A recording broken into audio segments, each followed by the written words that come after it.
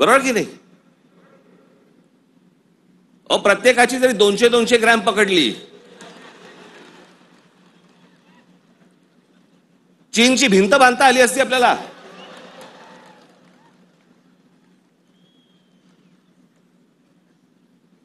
बरं तेही कुठे गेलं? म्हणजे आपल्याकडे जे सगळे म्हणतात ना, झालं गेलं गंगेला मिळालं.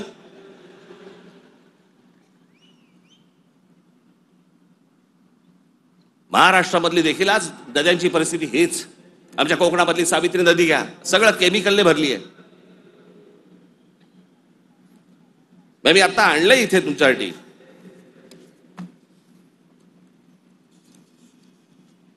देशभरात एकूण 311 नदीपट्टे म्हणजे पॅचेस असे आहेत जे प्रदूषणामुळे धोक्याच्या पातळीवर असून त्यात महाराष्ट्रातील तब्बल 55 नदीपट्टे प्रदूषित आहेत. याच्यामधल्या सर्वात प्रदूषित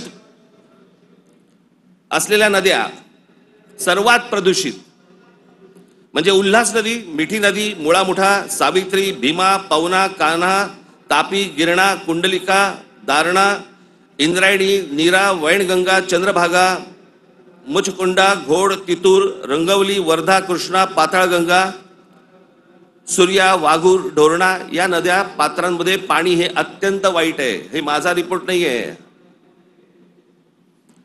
तर भातसा, पेडी, मोर, बुराई, वेल, पांझरा, सीना, काळू, वेण्णा, कोयना, पांझरा, पैनगंगा, पूर्णा, उरमोडी, कांग या नद्यांच्या पात्रामध्ये पाणी वाईट आहे. त्या नद्यांच्या तुलनेत मुंबईमध्ये 5 नद्या होत्या. 5 नद्या, कदाचित अनेकांना माहिती पण नसतील. त्यातल्या 4 मेल्या. मेल्या म्हणजे मारल्या. सांडपाणी, झोपडपट्ट्या आणि या सगळ्या गोष्टींबद्दल त्या 4 नद्या मेल्या आणि 5वी ही आता मरायला आली आहे. ती म्हणजे मिठी नदी. आत्ताची मुंबई महानगरपालिका म्हणणार की आम्ही मिठी नदी साफ केली. ही साफ? जोपर्यंत आजूबाजूची वस्ती हटत नाही तोपर्यंत या नद्या कधीही साफ होणार नाहीत. आपल्या सगळ्या नद्यांमध्ये सगळीकडे केमिकल्स भरलेली आहेत. का? आमचं पोल्युशन कंट्रोल बोर्ड काय करतं? उद्योगधंद्यांना प्रोत्साहन, कारण उद्योगपती ह्यांना प्रोत्साहन देतात.